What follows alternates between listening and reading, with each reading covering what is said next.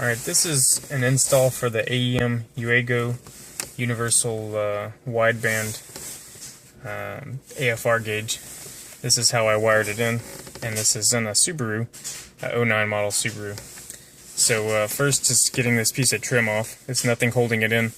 I've got a little tiny flathead screwdriver, and you can get it underneath and just pull, and it'll pop the whole frame off and set that to the side.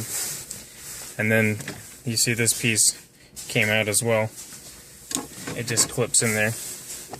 And then if you get a nice long Phillips screwdriver, you can take the 4 bolts off of this and then the 2 bolts off of here. I'm actually missing 1 bolt.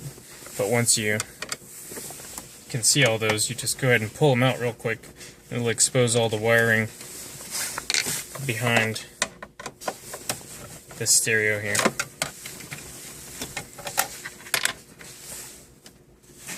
Alright, I removed all 4 of the bolts from the radio and the 2 bolts from the vent. You can go ahead and pull this vent straight out. Nothing in there that holds it in other than that. You can see some of the wiring in the back. And then the radio just slides out. This is aftermarket stereo, but it's exactly the same as a Subaru stereo. So unhook all the back pieces from the stereo, set it out of the way, and you can see all the wiring and stuff sitting in here.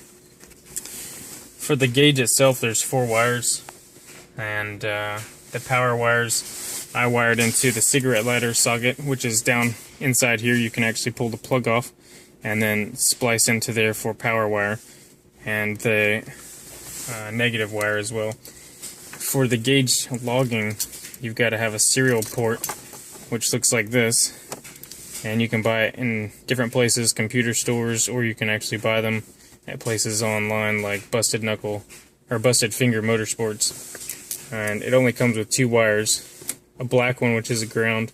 It goes to anywhere that's metal chassis ground on your car. I actually use the ground that's for my radio and wired into that.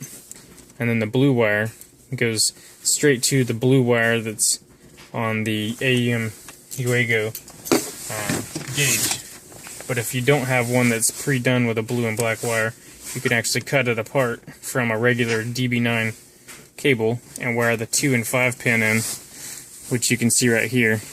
If you have a full set of wires, it's usually a red for the 2 and a green for the 5. But if you make sure that you've picked those 2 wires, which are the same that they've already pre-wired in here, the blue one would be for the red wire, and the black one would be for this number 5 wire in here that goes to ground.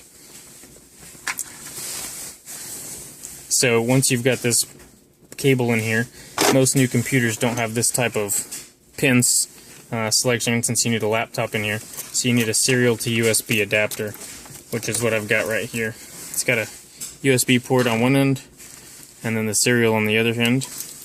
And you can go ahead and plug it into here and then stuff your wiring back down in here.